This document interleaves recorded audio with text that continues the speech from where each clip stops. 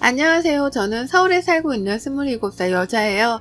좋은 의도로 글을 쓰는 게 아님을 먼저 밝히며 너무 쪽이 벌려 하소연할 곳이 없어 사연을 적어 보냅니다.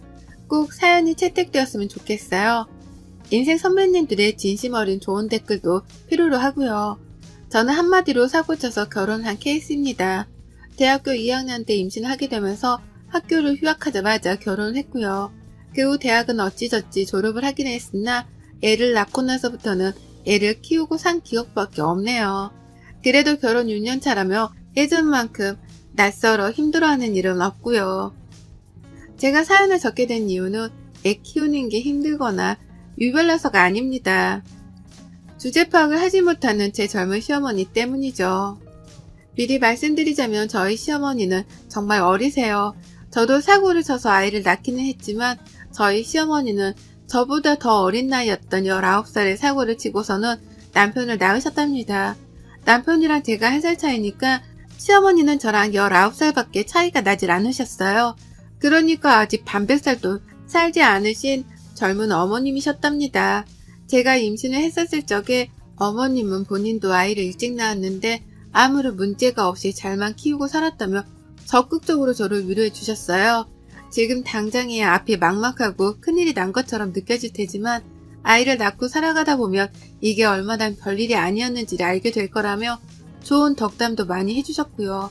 당장에 저희 부모님으로부터 원망과 미움을 사고 있었던 저는 위로해주시는 어머님이 정말 신적으로 느껴졌었답니다.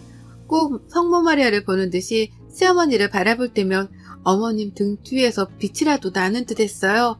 그 정도로 저는 어머님이 좋았었답니다. 그래서 결혼을 하고 처음 2년 정도는 시댁에서 지낼 요랑으로 시댁에서 합가살이를 시작했었는데요. 너무 가까이 그리고 매일같이 서로 얼굴을 보며 살아서였을까요? 저는 슬슬 시어머니에 대한 실망이 커져갔고 그도 모자라 부끄럽기까지 하며 뭔가 수모를 견뎌내야 했답니다.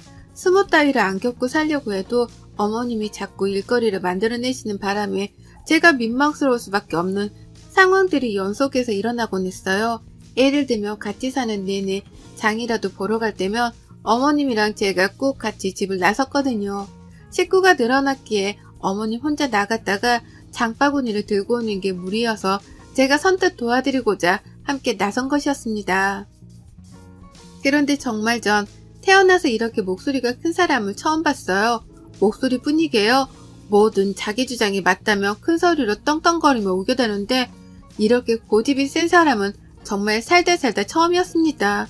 시장에서 사장님이 물건에 대해서 설명을 하면 어머님은 늘 의심이 가득한 표정으로 쳐다보면서 아닐 텐데, 아닌데, 그렇게 안 보이는데 라는 대답으로 싸움을 거셨어요. 본인이 시장 사장님보다 물건에 대해서 아는 게 더 많다고 생각을 하신 거죠. 그러면 사장님은 국내산을 국내산이라고 해도 뭐라 하고 국외산을 국외산이라 해도 뭐라 한다며 저희 시어머니랑 격양된 채로 말씀을 나누셨고 그 끝은 늘 싸움이었습니다. 한마디로 시장 바닥에서의 싸움이었죠. 시비는 누가 봐도 저희 시어머님이 먼저 거신 것이었고요. 매번 장을 보러 가는 매주 혹은 격주마다 이런 일이 생겼습니다. 그쯤 되면 시장 입구에서조차 서 있는 게 쪽이 팔려서 안 갈 법도 한데 저희 어머님은 창피한 것 하나 없다며 아주 당당하게 시장으로 직진을 하셨어요. 오늘은 좀 다른 곳으로 장을 보러 가실 법도 한데 바로 저번 주에 말싸움을 한 시장 아주머니가 계신 곳으로 또 장을 보겠다며 직진을 해서 가시더라고요. 그 덕에 온 시장 사장님들은 저희 어머님을 무슨 원수 보듯이 쳐다를 보셨고 괜히 옆에 서 있던 저도 같이 흘기는 것도 같은데 장보러 나서는 길이 그보다 끔찍할 수는 없었답니다. 언제까지 이러고 살 수 없다 싶은 마음에 몇 달 이 짓을 겪다가 그 후엔 저 혼자 장을 보러 나가기 시작했어요. 아예 어머님께 말도 없이 나가서 한 주 동안 먹을 장을 혼자서 사올 때도 있었고요. 그렇게 나름 저만의 노하우를 쌓아가면서 진상을 부리려는 어머님을 제 선에서 차단해가는 법을 터득했습니다. 하지만 그걸로 끝이었음 제가 분가를 하지도 않았을 거예요. 그 밖에 동네 이웃들한테도 별소리가 아닌데 층간소음이라며 집에서 쓰는 빗자루를 들고 쳐올라가질 않나. 집 근처에 산책로가 있는데 담배도 안 피우면서 어디서 가래가 그렇게 나와서는 계속 퇴퇴하고 뱉어버리시질 않나.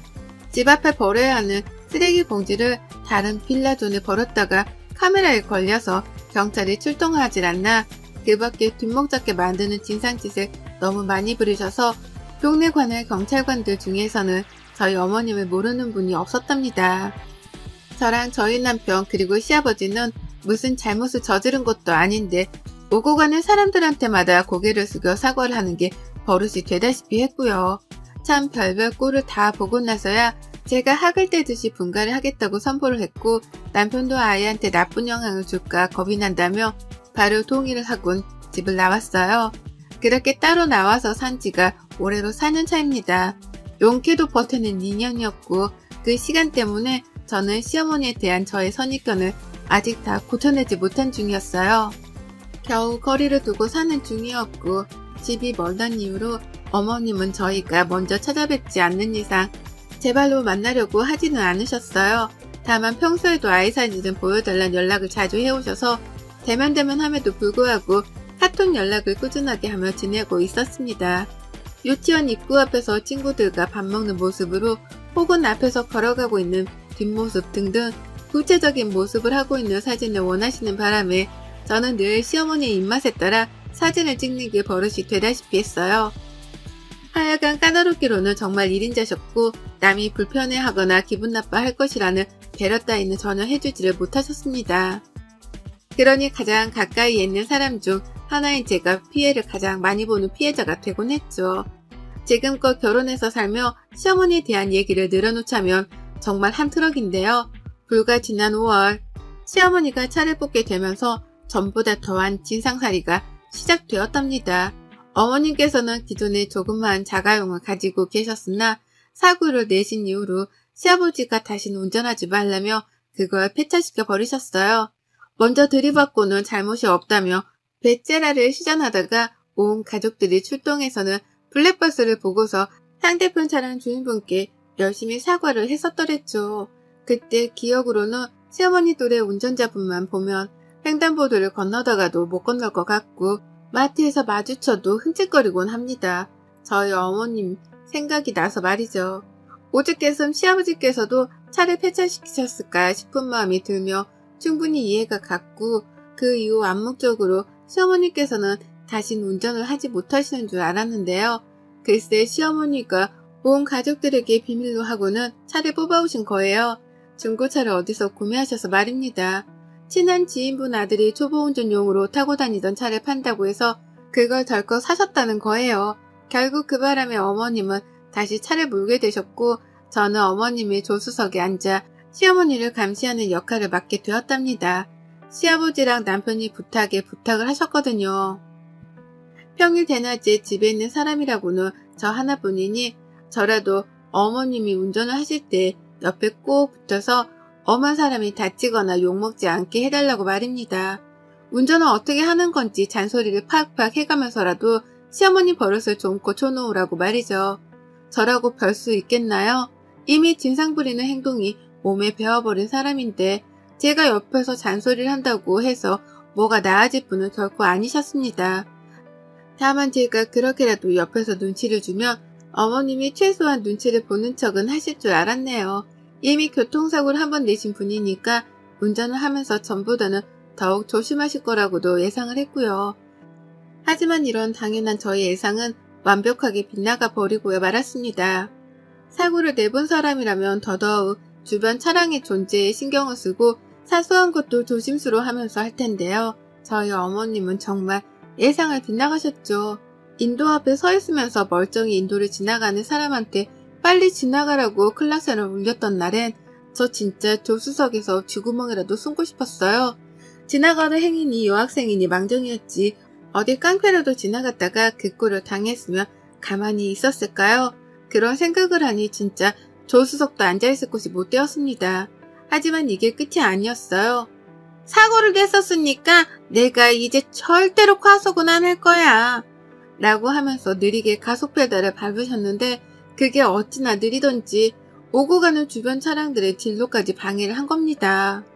그래서 제가 조금 빨리 가거나 아니면 아예 빠져서 비켜주라고 말씀도 드려봤지만 어머님은 이렇게 대답을 하셨죠. 지들이 알아서 가겠지 라고요. 뭘 말씀드려도 자기 알 바가 아니라고 귀를 닫으셨습니다. 오고 가는 차량들이 운전을 똑바로 하라면서 클락선을 내내 울리는데도 아랑곳하지를 않으셨어요. 오히려 귀따갑게 자꾸 빵빵거린다면서 한 분은 창문을 열고 가운데 손가락을 찍혀 올려 버리셨습니다. 아, 그때 그 순간은 정말 제 인생 최악의 날이었습니다.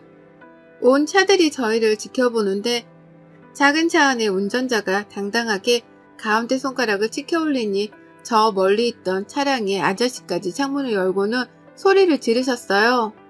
운전 똑바로 하라고 말이죠. 흔히들 들어봤죠? 아줌마가 집에서 밥이나 차릴 것이지 왜 나와서 운전을 하냐는 말입니다. 전 이런 얘기가 90년대나 일어나는 말인 줄 알았는데요. 저희 시어머니 때문에 한 번도 아니 여러 번을 들었답니다. 운전 똑바로 할 거 아니면 집에 가 밥하라 소리를 귀에 딱지가 나도록 들었네요. 그 바람에 제가 시어머니를 부여잡고는 도대체 왜 이렇게 운전을 하는 거냐면서 미치도록 화를 낸 적이 있었어요. 도무지 화끈거리는 얼굴을 도로 위에서 들고 다닐 수가 없으니 이렇게 운전을 할 거면 차라리 내려달라고 말이죠. 그러자 저희 어머님 버스 서는 정류장에 떡하니 들어가서는 저를 내려주시더라고요. 그리고는 창문을 내려서 어디 버릇없게 시어머니한테 내려달라 말아야? 내가 네 개인 택시기사냐? 라고 욕을 쏘아대셨답니다. 버스를 기다리는 승객들이 와르르 서 있는 정거장이었는데요. 모두가 저와 시어머니의 싸움을 목격했어요. 어머님은 욕만 남기고 호련히 그 자리를 떠나셨고 저는 혼자 남아 떠나가는 시어머니의 차량을 지켜보며 붉어진 얼굴을 숨기고 가느라 애먼 머리카락만 잡아 뜯었네요. 혹시나 아는 사람이라도 만날까 싶어서 두근거리는데 내가 언제까지 이러고 살아야 하나 싶어 숨이 턱 막히기도 했습니다. 그러나 결국 언젠가 사고 칠 거라고 예상했던 어머님이 치고야 마셨어요. 고 기다리던 그 사고를 정말로 쳐내신 겁니다. 그날따라 왠지 시어머니랑 차를 같이 타고 싶지 않았는데 어머님이 애사진을 보여달라고 전날부터 닥달을 하시다가 자연스럽게 시아버지가 병원을 가셔야 한다고 말씀을 하셨어요. 어머님 혼자 가는 거라면 제가 그냥 알아서 가라고 했을 거지만 시아버지가 가신다고 하니 괜히 신경이 쓰이더라고요. 그래서 애를 유치원에 보내놓고 시어머니 댁으로 찾아뵈었습니다. 시아버지께서는 나가는 순간부터 시어머니 차를 타기 싫다면서 입이 대빨 튀어나오셨어요. 몰래 차를 산 것도 모자라 운전을 계속하고 다니신다고 생각을 하니 화가 나셨는지 문 앞에서 시위를 하며 운전을 자기가 하겠다고 몰아세우셨습니다. 하지만 결국 저희는 시어머니가 운전하는 차에 올라탔어요. 시어머니의 고집을 말릴 수 있는 사람은 아무도 없었으니까요. 그렇게 저희는 함께 병원으로 출발을 했습니다. 다소 불안한 하지만 일단 가벼이 마음을 먹고 차에 올라탔는데 한 15분쯤 갔을까요? 지금도 그때 생각만 하면 식은땀이 순간 스쳐 흘러내리네요. 아버님이랑 대화를 나누며 최대한 긴장하시는 아버님의 마음을 풀어드리고 있던 그 찰나 갑자기 쾅 하는 소리와 함께 세 사람 모두가 앞쪽으로 쏠렸습니다. 시어머니가 꼬리타기를 하며 바뀌고 있는 신호를 따라 우회전을 하시다가 신호를 따라 정상적으로 출발을 한 차량과 부딪혔습니다. 근데 또 웃겼던 것이 그런 상황이면 저희가 모두 다 충격을 받아 오른쪽으로 쏠려야 했는데 시어머니가 운전을 요상하게 하면서 우회전을 하시다가 그대로 앞부분을 다른 차와 들이박은 거예요. 그래서 모두가 충격을 받자마자 앞쪽으로 쏠렸던 것입니다. 사태 파악을 하느라 한참의 시간이 걸렸고 누가 봐도 우리의 잘못이란 건 알았는지라 아버님과 저는 뒷목을 잡으면서 할 말을 잃었어요.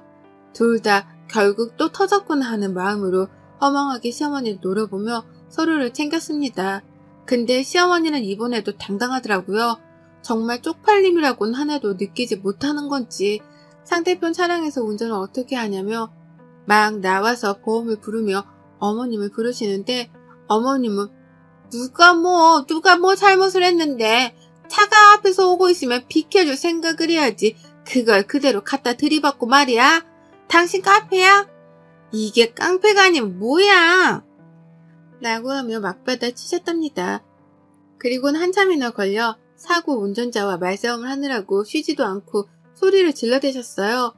보험차고 뭐고 이미 중재를 시킬 만한 사람이 모였음에도 불구하고 잘못을 인정하지 않는 시어머니 때문에 사건 해결은 어려웠고 그 타이밍에 저와 시아버지가 나섰죠. 좀! 어머님 좀 그만하세요! 라고 하며 저 멀리서부터 뒷목을 잡은 채로 소리를 지르며 다가갔습니다. 어머님은 얘가 왜 이러냐는 표정으로 저를 바라보며 넌 가만히 있어! 잘 알지도 못하는 게! 라고 입을 닫게 하셨죠. 하지만 저는 거기서 멈추지 않았습니다. 쪽팔려 죽겠네 정말. 어머님이 먼저 갖다 들이받고서 뭘 잘했다고 큰소리예요. 잘못을 했으면 잘못했다고 사과를 먼저 하셔야지. 뭘 잘했다고 자꾸 쫑알쫑알. 여기 있는 사람들이 다 놀고 먹는 배수인 줄 아세요? 다들 바빠 죽겠는데 얼른 사과드리고 보험 처리하세요. 제발 좀 그 입 좀 다무시라고요. 라고 주절주절 맞는 말만 골라서 했어요. 그러자 상대편 운전자뿐만 아니라 뒤늦게 온 경찰까지 다행이다 싶은지 네 어머님 진정하시고요 라며 시어머니를 더 타일러보고자 했죠. 이제야 해결이 되나 보다 싶어 말이죠. 하지만 어머님은 거기서 그치지 않은 채 오히려 며느리가 자신의 편을 들지 않는 것에 화가 나서는 그 분풀이를 상대방 운전자한테 하셨습니다. 살짝 욕이 올라왔다가 결국 튀어나와 뱉어졌고 그 바람에 빡쳐버린 상대 운전자분이 결국 용서는 없다며 서로 고성방가를 오가며 피 터지게 말싸움을 했습니다. 그리고 전 그 상황에서 시아버지고 뭐고 아무것도 보이질 않았고요. 그저 죄 없는 사람이 피해만 보지 않았으면 하는 마음에서 경찰분께 이실직고를 했답니다. 시어머니가 100% 잘못을 한 거고 내가 뒤에서 다 목격을 했다고 언제든 증인이 필요하면 불러달라고 전화번호까지 남겼어요. 그리고는 그 상황을 얼른 벗어나야겠다며 오만 사람들이 지나가며 쳐다보고 있던 사고 현장을 혼자서 벗어났습니다. 정말 지옥과도 같은 시간이었네요. 시어머니는 제가 한참 멀리 떨어져 가고 나서야 며느라, 야 너 어디 가? 놔두고 어디 가냐니까? 라며 불러대셨어요. 중간중간에 씨라는 단어를 몇 번 첨가해 가면서 열불 난다는 티를 팍팍 내기도 하셨죠. 하지만 저는 끝까지 시어머니를 모른 척 했고 그 길로 집을 향해 달려오고 난 후에야 숨을 돌릴 수 있었습니다. 내가 다시 시어머니의 차량에 올라타면 사람이 아니라는 생각으로 시어머니 번호까지 단박에 차단을 해버렸어요. 남편한테도 바로 사실을 털어놓으면서 어머님이 또 길 한복판에서 멀쩡한 사람을 쳐놓고서 발뺌하는 대형 사고를 쳤으니 그런 줄 알라 경고도 남겨놨고요. 남편은 또 우리가 사죄를 해야 할 일이 생긴 거냐면서 너무 속상해했습니다. 도대체 나이를 먹을 대로 먹은 사람이 왜 그 모양인지를 모르겠다며 억울해하기도 했고요. 하지만 저는 당장에 남편 속마음을 들어줄 여유가 없었어요. 시어머니가 사고를 내긴 냈으나 그 충격으로 인해 앞으로 솔리폰 하기도 했고 사고 후유증으로 마음이 계속 두근거리는 것이 기분이 너무 안 좋았거든요. 일단 저도 휴식을 취해야 했기 때문에 시어머니를 완전히 무시하고 모른 척하며 안정을 취했습니다. 그리고 그날부로 정확히 하루 뒤 주말에 남편한테로 시어머니 전화가 걸려왔어요. 근데 시어머니가 울고불고 난리도 아닌 채로 전화를 받으시는 거예요. 왜 그러나 싶어서 귀를 쫑긋거린 채로 들어봤더니만 세상에 어머님이 사고를 낸 그 당일 정말 많은 일들이 있었더라고요. 제가 시아버지고 뭐고 다 버려둔 채로 혼자서 집으로 도망쳐 온 후 말입니다. 제 딴에는 시어머니를 모른 척하며 무시하기 위해서 혼자 도망을 쳤던 건데요. 글쎄 저희 아버님은 아버님대로 혼자서 그 길로 도망을 쳤다는 거예요. 그러니까 제가 제 집으로 도망쳐 나온 그 사이 아버님은 그 길로 또 혼자 택시를 잡고 바로 가려던 병원으로 가셨다는 겁니다. 그 바람에 사고 현장에 남은 건 시어머니 혼자셨고 이미 상대편 운전자를 필요 이상으로 열받게 만들어버린 시어머니는 모두가 보는 앞에서 상대편 운전자가 내뱉는 욕과 폭언을 들어가면서 욕바지가 되셨다고 해요. 엄밀히 말하면 시어머니가 잘못을 저지르고 이 모든 상황을 만든 장본인이니 욕바지라고만 표현을 할 수는 없지만 그 상황에서 자신의 행동에 대가를 치르신 건 분명해 보였습니다. 그 길로 충격이 크셨지만 진정을 할 새도 없이 어머님은 경찰서로 끌려가셨다고 하고요. 상대편 운전자분이 괘씸하다며 정신적 피해보상까지 요청을 하게 되며 이 일은 소송으로까지 번지게 되었다고 하더군요. 그런데 아무리 전화를 해도 아무도 안 받고 시아버지도 집을 나가버리셔서는 어제 하루 집에 들어오지를 않았다며 겁에 질려 하기까지 하셨답니다. 네, 그렇습니다. 저희 시아버지는 그 길로 병원을 갔다가 집으로 돌아가지도 않은 채 동생분이 사시는 집으로 가서는 외박을 하셨다네요. 저는 저대로 시어머니 번호를 차단하고 더러워 안 본다며 모른 척을 했었고요. 그와 더불어 저희 남편은 남편대로 시어머니가 사고를 당한 줄을 저에게 들어 알고 있었으면서도 불구하고 어머님의 뒤치다거리를 하기 싫다며 어제 하루 종일 핸드폰을 꺼놨던 겁니다. 결국 외동아들 하나만 키우시는 저희 시어머니는 아들에 이어서 남편, 며느리까지 아무도 자기의 전화를 받지 않으니 경찰서에서 꼼짝없이 혼자 앉아 그 엄한 벌들을 두드려 받고 나오셨다네요. 상대편 운전자가 고소를 한다며 변호사까지 선임을 하는 사이 자기는 혼자서 아무도 없는 곳에 앉아 하염없이 가족들을 기다렸다면서 울며 전화를 해서는 따지는데 진짜 속으로 꼬셔서 죽는 줄 알았어요. 어찌나 서럽게 울면서 어디 있었냐고 저희 남편을 찾는데 남편은 시어머니가 우는 걸 들으면서도 아무 감흥이 없어 보였답니다. 오히려 또 저러신다면서 그래서? 그래서 뭐? 라고 퉁명스레 대답만 했고 시어머니의 반응은 뜻밖이었어요. 그렇게 남들한테는 진상이란 진상짓을 잘도 부리더니 자기 아들한테 받는 무시와 멸시는 참기 힘드셨던지 더욱 크게 우시며 대답하시더라고요. 내가 잘못했어. 내가 잘못한 거야. 다시는 안 그럴 거야. 라는 말과 함께 목이 빠져라 울고불고 난리도 아니셨어요. 생전 처음으로 시어머니 입에서 잘못이란 말이 튀어나왔고 그 말에 퍽 놀란 저희 부부는 다소 난감하긴 했으나 이따라도 버릇을 단단히 고쳐드려야겠다는 생각에 일단 전화는 끊어버렸습니다. 진짜 잘못을 했다고 생각하면 법적 조치도 달게 받으라는 말씀을 남긴 채 말이죠. 결국 진상 부리기 좋아하는 우리 어머님은 민폐 운전의 끝판왕을 선보이다가 피해자한테 욕이란 욕도 먹고 고소도 당하고 경찰서도 끌려간 걸로도 모자라 자식 배우자 며느리한테 무시까지 받는 최악의 결말을 맞이하셨답니다. 지금도 시아버지는 동생분 집에 계시면서 집으로 돌아갈 생각을 안 하고 계시고요. 저희 부부는 시어머니 연락을 일절 무시하며 버티고 있어요. 어떻게든 혼자 해결을 하게 만들어야지만 깨닫는 게 있을 거라면서 최선을 다해 어머님 연락을 끊어내는 중입니다. 뭐 어쩌겠어요. 평소에 잘 행동하고 살았음 이렇게까지 모른 척 하진 않을 텐데 이게 다 어머님이 뿌린 대로 거두고 있는 거죠 뭐. 여러분의 생각은 댓글로 남겨주세요. 오늘도 시청해주셔서 정말 감사합니다. 안녕하세요. 저는 30대 중반에 직장 다니는 여자입니다. 제가 주부가 아니라는 걸 분명하게 하기 위해 처음부터 제 소개를 해봅니다. 저는 아침 저녁으로 1시간 남짓 걸리는 출퇴근을 소화하고 겨우 집에 들어오는 직장인입니다. 제 직장 근처는 집값이 너무 비싸다고 결혼할 때 자기 멋대로 신혼집을 자기 직장 근처의 경기도 어느 아파트로 찜을 해놓은 남편 때문에 부동산에 대해 일도 몰랐던 저는 그저 출근길만 고생하면 되겠거니 하고는 반반 돈을 지불하고 공동명의로 구매를 했죠. 그런데 막상 결혼하고 나서 2년간 살아보니 같은 돈으로 서울 한복판에 아파트를 구매했을 때보다 집값도 덜 올랐고 근처에 산이 있어서 여름이면 벌레들도 드실거리고 아주 싫은 점들만 골라 담은 아파트더라고요.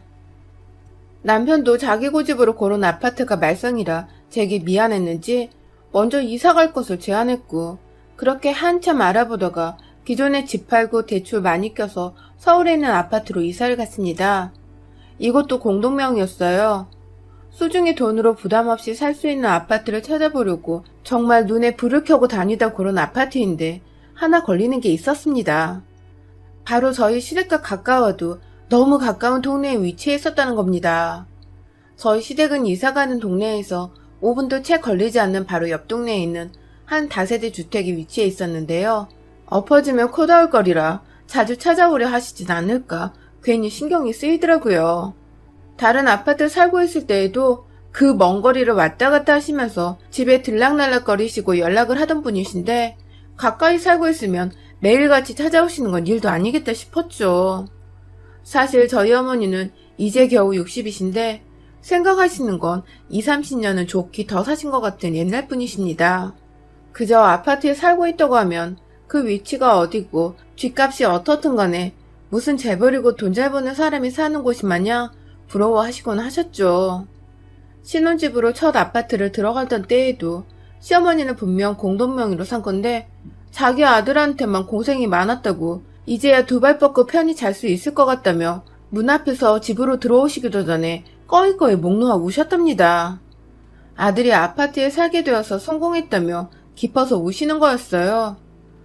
남편이 어릴 적에 부모님 다 힘들게 일하시면서 여유 없이 힘들게 살았다고 하더니 높은 층에서 아래가 훤히 내다보이는 아파트가 시어머니껜 그저 부러움의 대상이었겠구나 싶어서 괜히 짠해지고 또 뭉클했던 순간이었죠.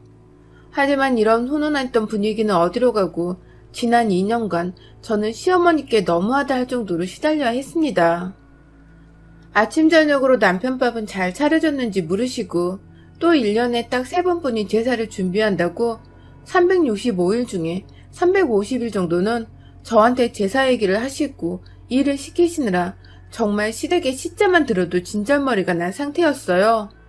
시집 올 때 저희 부부한테 해준 것도 하나 없으셨고 심지어 신혼집을 구할 때에도 남편과 공동구입을 하면서 제 돈이 반이나 들어갔는데도 아시는 건지 모르시는 건지 저한텐 고맙단 말 한마디 안 하셨고 오히려 남편을 굶기지는 않는지 그것만 걱정하셨어요.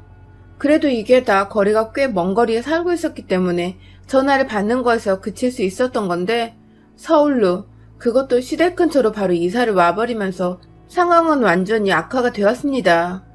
전화로만 닥달하시던 시어머니가 이제 제게 양해를 구하지도 않은 채 집으로 찾아와 잔소리를 하기 시작한 것이었죠. 서울 아파트로 이사를 오던 날 시어머니는 처음 신혼집에서 하셨던 것처럼 똑같이 현관 앞에서 목 놓아 우셨어요. 결국 성공해서 서울에 자리를 잡았다며 이젠 일 안 하고 살아도 마음 편하겠다며 남편을 붙잡고 껴안아 한참을 계셨죠. 이게 다 대출을 끼고 겨우 산 집인데 진짜로 우리 부부한테 벌써부터 기대시려고 하시나 싶어서 이 집은 저희 집이 아니라고 말씀드리니 시어머니는 토끼 눈을 하고서 저희 부부를 번갈아 쳐다보셨어요. 하지만 이내 남편이 그냥 은행에 조금 더 대출을 받은 것만 갚으면 우리 집이나 다름없다고 시어머니를 안심시켰고 때문에 저는 졸지에 시어머니한테 거짓말을 하려 한 꼴이 되어버리고 말았죠. 뭘 몰라도 한참 모르시는 시어머니를 보며 이게 다 대출 끼고 얻은 아파트이고 그렇게 따지면 전에 살던 집이나 여기나 저희에겐 그저 평상시에도 빚을 잘 갚아야 한다는 걸 상기시켜주는 독촉장 같은 존재인데 왜 저렇게 세상 물정을 모르나 싶어 답답했습니다. 그러다 이사가고 한 달 정도 후 사건 하나가 있었습니다. 아니 쓰지도 않은 찻잔이 씻겨져 있고 출근하는 길에 분명 KBS 뉴스를 보다 껐는데 집에 와 TV를 켜보면 엉뚱한 드라마 채널에 가있곤 했어요. 처음엔 남편이 잠시 TV를 켰다가 끈 줄 알고 별일 아니라는 듯 넘겼지만 자꾸만 누군가 우리 집에 들어와 살고 있는 듯한 찜찜한 기분을 지울 수가 없었죠. 그러던 중 시아버지로부터 전화가 왔습니다. 일하다 말고 급히 화장실로 달려가 전화를 받아보니 아버님은 없어진 시어머니를 찾고 계셨어요. 요즘 날이면 날마다 아침에 나가서 어디에 있다 돌아오는지 모르겠다며 얼마 전엔 식당 일도 그만뒀는데 무슨 일을 새로 하는지 전 알고 있는지에 대해서 물어보셨어요. 어머니가 일을 그만두신지도 몰랐던 전 당연히 아무것도 모른다는 대답만 하고서 끊었는데 뭔가 쎄 하더라고요. 이사 가던 날 일을 그만둬도 되겠다고 했던 시어머니의 말씀이 자꾸만 머릿속에 맴돌기 시작했습니다. 그리고는 곧장 남편한테 전화를 해서 시아버지께 들은 말들을 모두 전하며 물어봤어요. 그런데 남편은 뭔가 알고 있었다는 듯이 미지근한 반응을 보였습니다. 그리고는 더욱 꼬치꼬치 캐물어 보는 제게 그제서야 털어놓기 시작하더군요. 그간 저희가 시댁 옆 동네 아파트로 이사를 오자마자 시어머니는 정말로 하시던 식당 일을 당장에 그만두셨더라고요. 평소 자기 엄마가 식당에서 일하는 게 마음 내키지 않았던 남편은 시어머니께 앞으로 마음껏 저희 부부가 집에 없는 시간 동안 제 집에서 쉬고 노시라며 저와 한마디 상의도 없이 저희 집 비밀번호를 알려줬고요. 그 바람에 시어머니는 자유자재로 제 집에 드나들며 제가 장보은 거 요리해 드시고 제가 좋아해서 사놓은 티백 타드시고 또 제 집안에서 이리저리 휘젓고 다니셨던 겁니다. 저요? 식당에서 일하는 엄마를 보는 아들의 마음 충분히 이해합니다.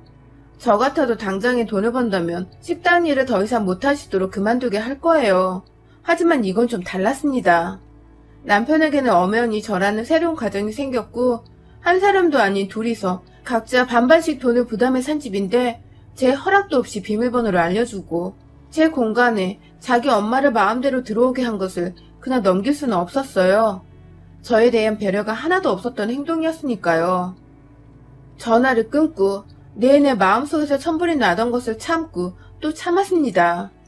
우리 친정부모님은 남편이 불편해할까봐 집으로 전화 한 통 하는 것도 조심스러워 하셨는데 남편은 그걸 아는지 모르는지 제멋대로 지 엄마 생각만 하기 바빴다고 생각을 하니 더 화가 났어요.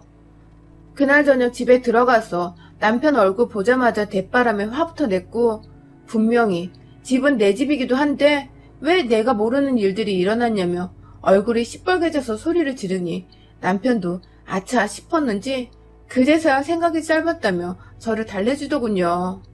그날부로 시어머니는 더 이상 저희 집에 오지 않으셨습니다. 저희가 서로 충분히 대화를 나눠보고 함께 비밀번호를 바꾸기도 했고 남편도 뭐라 말했는지 모르겠지만 시어머니께 연락하고는 그 후로 더 이상 어머님이 집에 오시는 일은 없었어요.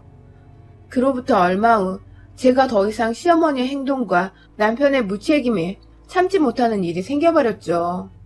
남편에게는 저보다 5살이 어린 20대 여동생이 하나 있습니다.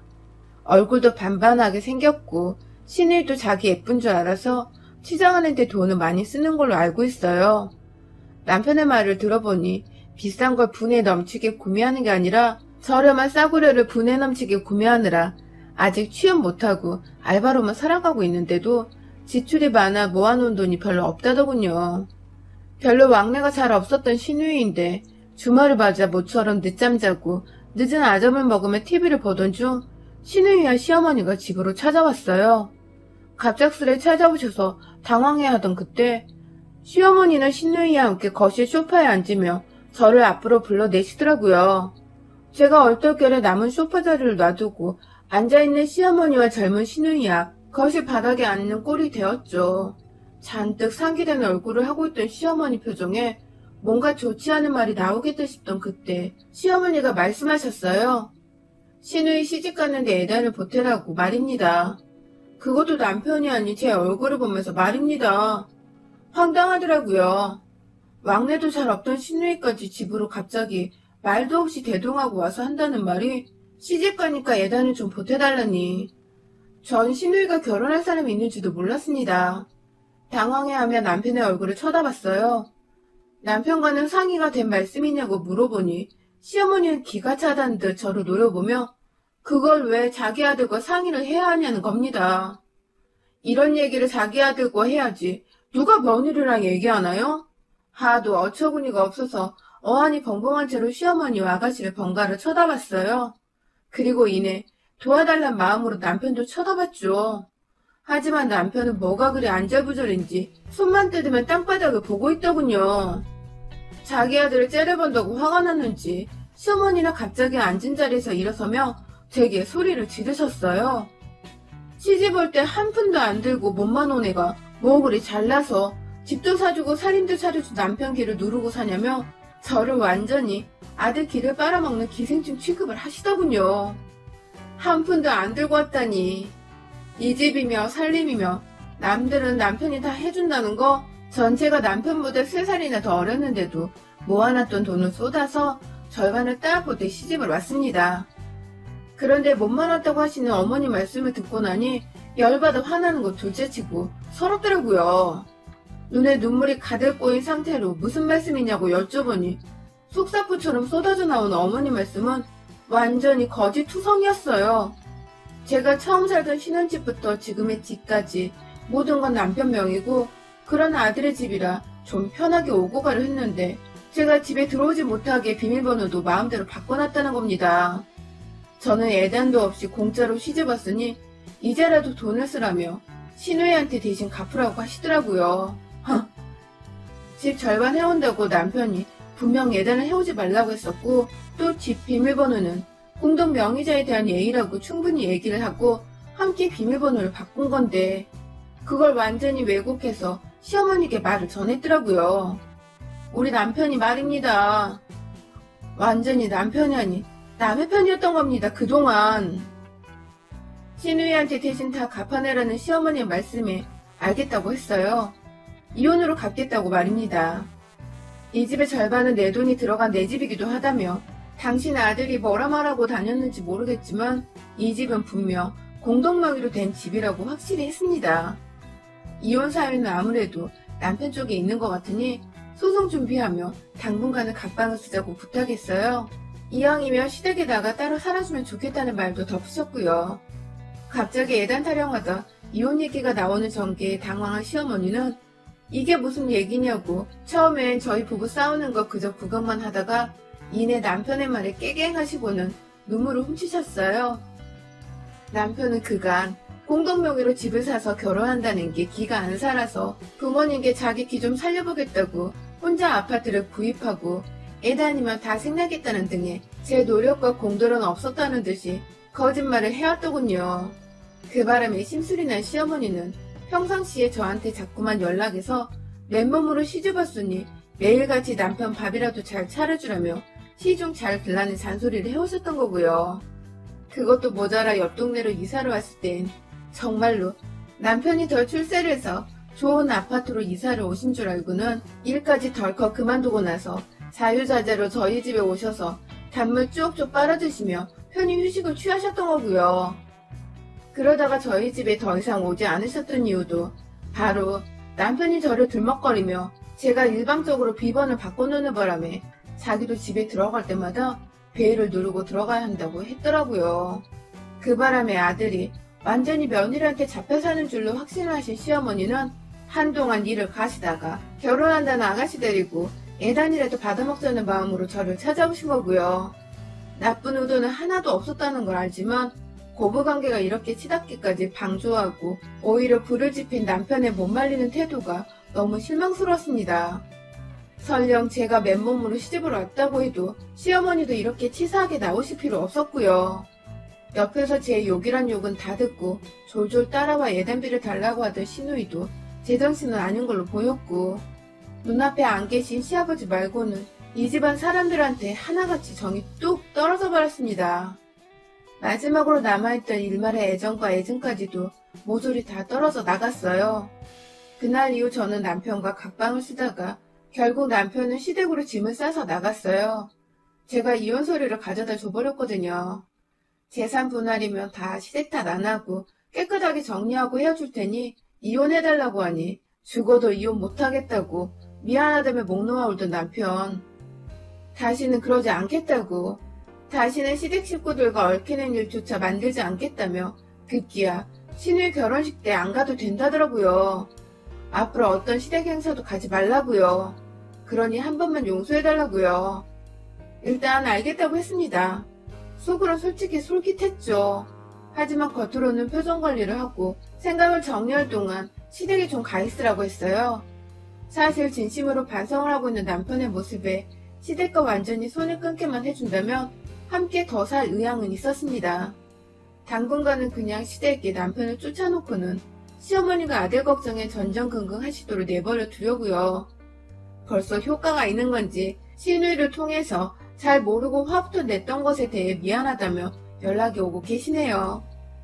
시아버지도 상황을 들으시고는 아들과 아내 때문에 절 볼 면목이 없으시다며 한 번만 용서해달라고 애원을 하고 계시고요. 그러게 왜 가족들 앞에서 제 얘기를 이상하게 해놔서 염치 없고 뻔뻔한 며느리로 만들어놨는지. 남편이 이 기회를 빌어 저를 더 존중하며 살 수 있기를 바랄 뿐입니다. 여러분의 생각은 댓글로 남겨주세요. 오늘도 시청해주셔서 정말 감사합니다.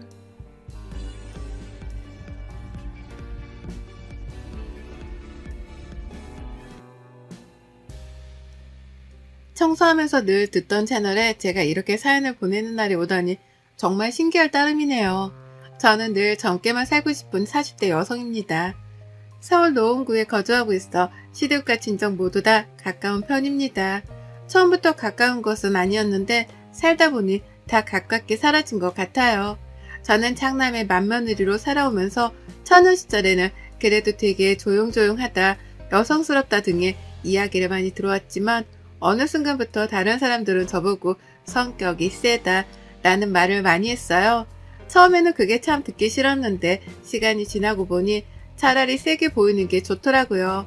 제가 이런 생각을 하기까지에는 시댁의 가장 어르신이 저희 시아버지 때문인데요. 저희 시아버지는 정말 누가 봐도 아직 옛날 시대에 살고 있는 분이라고 할 수 있어요. 그걸 알게 된 건 결혼하기 전부터 알았어요. 저와 남편은 회사의 사내 커플로 결혼하게 된 케이스인데요. 남편의 똑부러진 성격과 온화한 마음에 제가 먼저 반했어요. 근데 남편이 저를 많이 거절을 그때 하더라고요. 그래서 왜 자꾸 좋다는데 그러냐 해도 그냥 웃기만 했거든요. 근데 한 번은 술 먹고 제가 사귀자고 딱 말하니까 자기는 집이 너무 엄해서 우리 집에 시집 오는 여자가 너무 불쌍해서 연애를 할 생각이 많이 없대요. 우리 엄마도 늘 불쌍하다고 생각하는데 자기 와이프는 얼마나 더 그렇겠냐면서 그냥 지금의 관계가 좋다고요. 저는 처음에 그게 무슨 말을 하는지 몰랐는데 결혼을 딱 하려고 보니 알겠더라고요. 상견례를 하는데 제가 그때 정말 점잖은 투피스 옷으로 입고 갔는데 저보고 옷 지적을 하시는 거예요.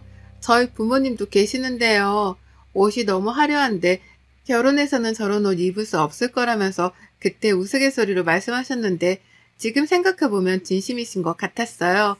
또 결혼하면서 진짜 우여곡절들이 많았거든요. 그럼에도 불구하고 남편을 선택한 건 남편도 있지만 처음 뵌 어머님의 모습이었어요. 그래도 2명 중에 1명이라도 괜찮다면 저는 충분히 커버할 수 있을 거라고 생각했거든요. 그리고 남편을 설득해 연애와 결혼까지 일사천리로 진행되면서 예단도 다 생략하자고 했는데 저한테 예단 목록을 들고 오셔서 고모님들 한복에 뭐 이불에 다 해와야 한다면서 그래야 우리 집 며느리가 될 수 있다고 말하시기도 했어요. 또 결혼식에서는 패백 아시죠? 요새 패백이 많이 없어지는 추세라고 하는데 그때 패백을 꼭 했거든요. 근데 그 패백할 때 신랑 쪽만 아니고 저희 부모님도 받을 수 있는 거잖아요. 뭐 법으로 정해진 것도 아니고요.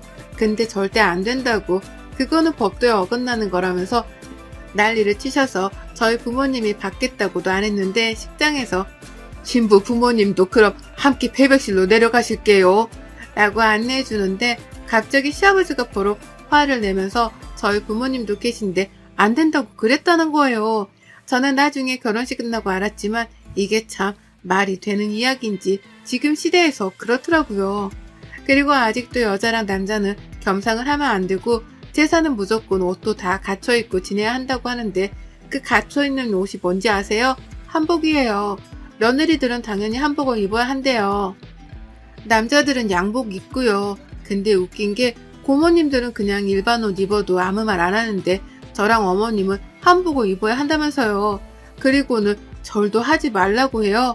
여자들은 절하는 게 아니라면서요. 혹시라도 제사 음식에 산 음식이라도 올라가면 거의 그날은 집에 폭탄이 터지는 날이라고 할 만큼 저희 시아버지는 굉장히 예민하시기도 하고 아직 조선시대에 살고 계시는 분이랍니다. 그래서 저는 가끔 어머님이 아버님 다 맞출 때면 정말 불쌍하다는 생각밖에 안 들어요.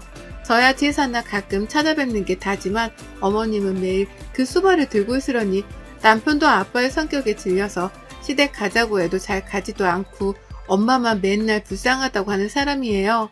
다른 곳보다 저희 시댁이 유달리 제사가 참 많아요. 정말 알지도 못하는 분까지 제사를 지내는 시아버지 때문에 어머님은 제사에 제자만 나와도 막 소스라치게 싫어하시거든요. 1년에 제사가 명절 빼고 한 4번은 있는 것 같아요. 그래서 총 1년에 차례까지 하면 6번 정도 있죠. 우선 차례 2번 빼고 4번 중 2번은 남편네 할아버지 할머니 제사고요. 2번은 남편의 증조 할머니 할아버지죠. 근데 보통은 다 같이 묵고 산다는데 저희 시댁은 다 각각 따로 해요. 정말 미쳐버리겠는 거죠. 저야 뭐 어머님이 아직 있어서 그냥 가서 거두는 정도인데 어머님은 제사 전날 준비부터 시작해 음식을 다 만드시니까 맨날 끝나고 나면 병이 나실 정도라니까요. 남편이 매일 이제 그만 제사 합쳐서 지내자고 말씀을 드려도 들은 채도 안 하세요. 그건 자기가 살아있는 동안에는 있을 수 없다나요. 그래서 남편이 산 사람한테 못하는데 죽은 사람한테만 잘하면 뭐하냐고 하면 시아버지가 호통치고 난리가 나죠. 그래서 그냥 다들 아버님 그러자 하면 네네 하는 편이기도 해요. 저는 지금까지 제사에 대해서 뭐 딱히 좋지도 싫지도 않은 그냥 그렇게 살아온 사람이었어요. 다들 그렇게 제사가 많으면 힘들지 않냐 하는데 물론 힘들기는 해도 어머님이 제가 늘 가서 일찍 도와드린다고 해도 오지 말라고 지낼 때나 오라고 혼자 하는 게 편하다고 늘 그러시거든요. 그래서 저는 정말 끝나고 어머님 도와서 하는 것 말고는 사실 딱히 하는 게 없어서 그렇게 싫지가 않았던 것 같아요. 그러다 올해 어머님이 갑자기 집에서 청소하시다가 쓰러져서 응급실에 가는 상황이 생겼어요. 병원에서는 과로해서 그런 거라고 했지만 몸이 하루가 다르게 너무 피곤해하시고 힘들어하셔서 검사를 받아보았는데 갑상선 암이라고 하시더라고요. 요새 갑상선 암 많이들 걸리고 회복도 빠르다고 하지만 어머님은 위치가 좋지 못해 반절제는 어렵고 전절제로 진행해야 할 것 같다고요. 임파선까지 전이가 된 상황이라 수술하고 나서도 많은 후유증이 있을 거라고 하시더라고요. 가족들 다 어머님이 항상 아픈 적이 없이 잘 지내셨으니 이번 일도 그냥 단순 감기일 거라고 생각했지만 갑자기 이런 결과가 나오니까 다들 놀라고 엄청 힘들어 하시더라고요. 특히 아버님께서 어머님이 어쨌든 암이라고 하니 신경 쓰는 것 같더라고요. 그렇게 어머님은 최대한 빠르게 수술을 진행하기로 했고 하고 나서도 잘 회복을 못 하시더라고요. 수술하고 나서 임파선까지 너무 전이가 커서 수술 이후에도 치료를 계속 받아야 할 것 같다고까지 병원에서 했으니까요. 원래 3, 4일만 입원하며 수술하고 바로 퇴원하는데 어머님은 몸이 너무 안 좋아 회복을 못 하셔서 거의 2주 넘게 병원에 계셨어요. 그때는 아무것도 못 드셔서 살이 정말 많이 빠지실 정도였으니까요. 퇴원하고 나서도 밥도 제대로 못 드시고 거의 말도 잘 못하시고 또 수술 부위에 덧나서 병원 다니시느라 고생하시고요. 그래서 제가 집에서 반찬 이것저것 해서 가져다 드리고 시아버지 밥상도 차려드리고 했거든요. 제가 보더라도 어머님의 상태가 정말 좋지 못했고 저는 어머님이 좀 쉴 수 있도록 차라리 혼자 잠깐 지내시면서 회복하시는 게 어떻겠냐고도 권유했어요. 한 달이라도 집안일도 안 하고 푹 쉬면서 간병인 구하자고요. 근데 아버님이 극구 반대를 하시더라고요. 요새 갑상선암은 암도 아니라면서 그냥 너희 엄마 꾀병 부리는 거라고 그러는데 참 평생 같이 산 남편이 저런 말을 하니 가족들 다 시아버지한테 질렸죠. 뭐 원래도 그 성격 어디 가겠나 싶었는데 막상 수술하고 주변에서 갑상선암 금방 회복한다 이런 말을 듣고 오신 건지 계속 금방 나을 거라고 그러더라고요. 그리고는 어머님 퇴원하고 2주도 안 돼서 다가오는 또 제사에 이번에는 남편이 나서서 가족들 밥 먹는 자리에서 이야기했어요. 아빠, 이번에는 엄마도 아프니 제사 넘기던가 넘기지 못하겠으면 그냥 다 사서 하자. 엄마가 제사 준비하기도 힘드니까. 라고 하니 아버님은 갑자기 얼굴이 새빨개지면서 너는 맨날 제사 타려. 당연히 엄마가 아파도 할 건 해야지. 며느리도 있고. 이러더군요. 어머님이랑 저는 그냥 조용히 있고 남편이 아무리 말을 해도 설득이 될 것 같지 않아 그냥 어떻게 해야 하나 고민하고 있었어요. 그래서 제가 어머님께 이번에는 그냥 사고 아버님께 했다고 하면 어떻겠냐고 먼저 제안을 드렸어요. 어머님은 그건 좀 그렇다 라고 하셨지만 어머님 몸 생각도 하셔야 하고 제가 해간다고 해도 어머님 마음이 불편하시니까 제가 한다고 하고 사서 가겠다고요. 어머님이 알겠다고 하셔서 열심히 만든 것처럼 보이게끔 제사 음식을 사서 나갯나통에 넣어서 가져갔어요. 다행히도 그때 아버님이 눈치를 못 채서 이래저래 잘 넘어가긴 했어요. 근데 사서 하니까 돈도 절약되고 진짜 편한 거예요. 업체에 의뢰만 하면 아예 제가 원하는 대로 다 만들어서 배달해 주시니까 뭐 장 볼 필요도 없고 넣기만 해서 차리기만 하니 어머니께 앞으로는 그냥 이렇게 하는 게 어떻겠냐고 했죠. 솔직히 돈도 훨씬 더 절약되기도 하고요. 어머님도 생각해보더니 컨디션이 다시 회복될 때까지 그러는 게 좋겠다고 해서 저랑 어머님 남편 셋이 제사 때는 앞으로 음식을 사서 하기로 합의를 보았어요. 그리고 다시 또 몇 달 뒤에 두 번째 제사가 찾아왔어요. 근데 이번에는 그 아버님네 고모들이라고 해야 하나요? 고모님들이 어머님이 아프시니까 같이 와서 해주신다고 그러셨다고 했나봐요. 한사코 말렸지만 오신다고 하길래 그냥 저도 좀 일찍 가서 도와드린다고 했죠. 그렇게 제사 당일날 일찍 시댁에 도착했는데 온다던 고모님은 오지도 않고 어머님 혼자 끙끙거리면서 음식을 만들고 계시는 거예요. 아직 수술한 지 3개월도 채 되지 않으셔서 분명히 병원에서도 무리하지 말라고 그렇게 말씀을 드렸는데 아버님은 TV나 보시고 있고 어머님 혼자 끙끙대면서 하시길래 제가 아버님께 고모님들은 언제 오시냐 하니 곧 온다고 했대요. 그래도 깜깜무소식인 거예요. 솔직히 진짜 화가 나잖아요. 그냥 제사상에 간소하게 차리는 것도 아니고 진짜 거의 정석으로 다 해서 저희는 차리거든요.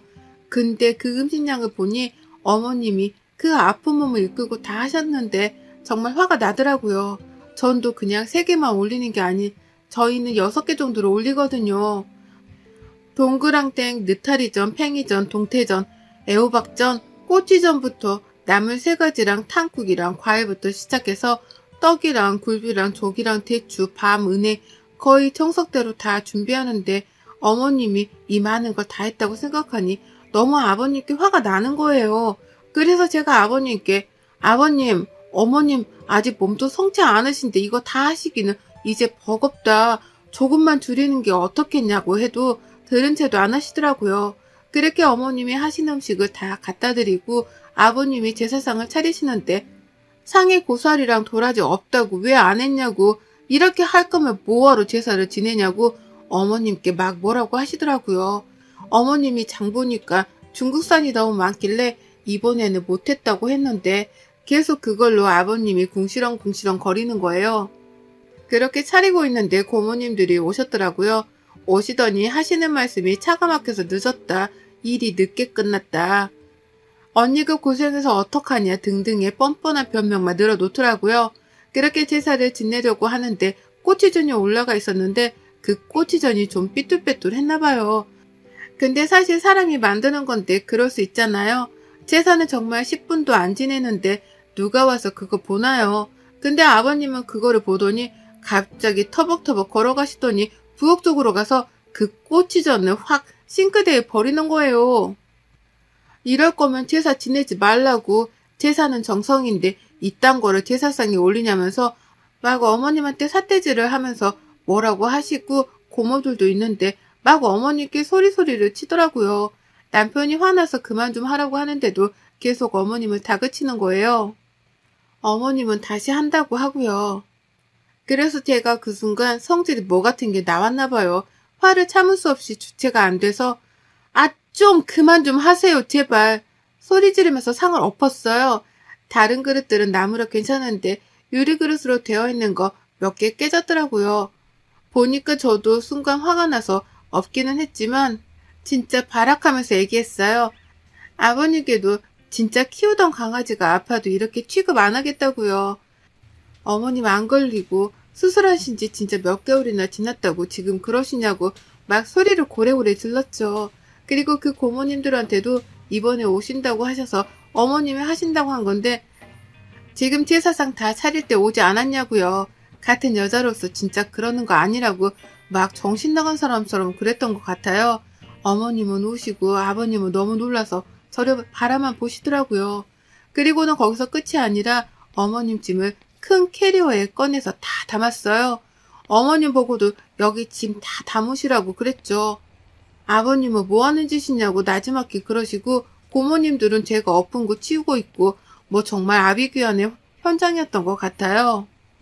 그리고는 어머님 모시고 남편이랑 저희 집으로 갔어요. 어머님께 아버님이 잘못했다고 하실 때까지 절대 가지 말라고 신신당부를 드렸죠. 어머님은 울기만 하고 너희 볼 면목이 없다고 막 그러시는 거예요. 그런 이야기 하지 마시라고 여기서 좀 쉬시라고 그랬거든요. 남편은 저한테 너무 미안하고 자기가 못했던 거 해줘서 고맙다고 하더군요. 저도 그렇고 상 업고 나서 당연히 좀 걱정은 되었지만 어머님을 보니 더 이상 그 집안에 있으면 안 될 거라는 생각이 들더군요. 그 뒤로 아버님은 어머님께 계속 전화하시는 것 같던데 제가 받지도 말라고 했어요. 그러면 아버님 또 그런다고요. 아니나 다를까 어머님께 한 문자를 보니 어디 옆에 내가 집을 며칠씩 비우냐면서 진짜 이혼당하고 싶냐면서 그런 말을 보내신 거예요. 아직도 이건 정신을 못 차린 것 같더라고요. 근데 어머님이 그 문자를 받은 저녁에 저와 남편 보고 이혼하고 싶다고 처음으로 말을 꺼내시더군요. 늘 이럴 때마다 하고 싶은 마음이 굴뚝 같았지만 너희들 봐서 참고 살았는데 이제는 몸이 아프니 이혼하고 혼자 홀가분하게 살고 싶은데 자기가 너무 오랫동안 집에 갇혀있다 보니 어떻게 살아가야 할지 잘 모르겠다고 막 우시는 거예요. 그렇게 남편과 저랑 어머님 셋이 울고 저는 상관없으니 저희 집에서 같이 살자고 했어요. 아침이 되고 어머님은 협의 이혼 신청서를 가지고 아버님을 만나러 가셨죠. 아버님은 이혼하자고 하면 못할 줄 아냐면서 그 대신 위조를 한 푼 없이 나가라고 하셨나 봐요. 그랬더니 어머님도 지금까지 내가 희생한 게 있는데 말이 되냐면서 그럴 거면 서로 소송까지 가자고 해서 변호사 선임하신다고 하셨어요. 저와 남편도 그게 나을 것 같더라고요. 그렇게 이혼 신청서를 던지고 진행하기로 했어요. 생각보다 까다로운 게 많아서 어머님도 좀 힘들어 하셨지만 이혼하는 마음은 변하지 않으셨다고 밀어붙이셨죠. 근데 정말 여기서 더 충격적인 사건이 있었어요. 아버님이 어머님 몰래 바람까지 피고 계셨더라고요. 그것도 골프 동호회 여자랑요. 주말마다 골프 나가시고 외박하고 그러시더니 그 여자랑 만나려고 아주 어머님께 거짓말을 하고 나가고 하셨나봐요. 정말 가족들 모두가 충격 그 자체였고 가서 남편이 아빠한테 바람 폈냐고 따져 물으니 남자가 그럴 수도 있지 뭐 그런 거 가지고 따지러 왔냐면서 오히려 내로남불을 하셨나봐요. 질려버릴 대로 질려버린 아버님의 성격에 남편 또한 가만히 있지 않았죠. 아버님 통장 내역에 그 여자한테 생활비를 준 건지는 몰라도 매달마다 일정한 금액이 나가고 있더라고요. 근데 어머님한테 주는 생활비보다 그 여자한테 주는 돈이 더 많았어요. 그런 말 다 했잖아요. 정말 철저하게 준비하기도 했고 남편이 정말 친한 친구 형이 변호사인데 엄청 유능하거든요. 아버님이 하도 우겨서 그냥 소송으로 진행했고 다행히도 소송에서 어머님이 더 유리한 쪽으로 재산분할과 위자료를 정말 많이 받게 되었어요. 지금은 간통죄 같은 게 성립이 안 되는데 그런데도 그런 것들도 증거로 제출하고 하니까 다행히도 법이 어머님 편을 들어주더군요. 현재 살고 있는 집도 어머님 명의로 아버님은 뭐 세금 때문에 돌려놨는데 그것도 뺏겨 집에서 나가야 할 판이거든요. 소송 끝나고 어머님이 저희 보고 집으로 가자고 하더니만 옷장에서 아버님 옷을 전부 다 꺼내서 거실에 펼쳐두시더라고요. 그리고 가위를 가지고 와서 정말 옷 전부를 다 찢고 신발들을 쓰레기통에 다 담더라고요. 갖다 버린다고요. 집에 들어오던 아버님은 이 모습을 보고 생난리를 쳐서 남편이 내쫓았어요. 힘으로요. 그렇게 시댁에서의 한바탕 사건이 끝나고 어머님은 같이 살자던 저희 마음만 받겠다고 하시고 혼자서 살아보고 싶다고 하셨어요. 배우지 못했던 것들을 좀 배우고 친구들과도 여행도 다니고 싶고 조금 쉬고 싶다고 하셨어요. 몸도 많이 회복하셔서 이제 정상생활도 하고 계세요. 그리고 아버님은 어떻게 되셨을까요? 고모들이 집도 없어진 상황이라 뭐 원룸을 얻어주셨다고 하는데 그 여자랑 헤어졌나 봐요. 그 여자가 뭐 아쉽다고 돈도 없는 늑다리를 만나겠나요? 근데 헤어지고 나서 어머님께 아버님이 매일 전화하나 봐요. 뭐 자기가 안 그러겠다 하고 그런다는데 지금 와서 땡전 아픈 못 가지니 저런 말씀 하시는 거겠죠. 자기가 가장이니까 늘 가장이 왕이라고 생각하신 분이어서 이제는 돈도 없고 고모들도 자기를 안 챙겨주니까 어머님 생각이 나겠죠. 근데 어머님은 아버님을 아예 차단하셨대요. 집 비밀번호도 싹 다 바꾸고요. 곧 이사도 가려고 생각하시는데 고민 중이신가 봐요. 이제 저희 어머님 정말 꽃길만 걸으셨으면 좋겠습니다. 누구한테도 말 못하는 저희 시댁 이야기 잘 읽어봐 주셔서 감사합니다. 우리 어머님 저에게 늘 고맙고 미안하다고 하시는데 이 자리를 빌어 저에게 늘 따뜻한 마음 보여주시는 어머님께 더 감사드린다고 말씀드리고 싶습니다. 여러분의 생각은 댓글로 남겨주세요. 오늘도 시청해 주셔서 정말 감사합니다.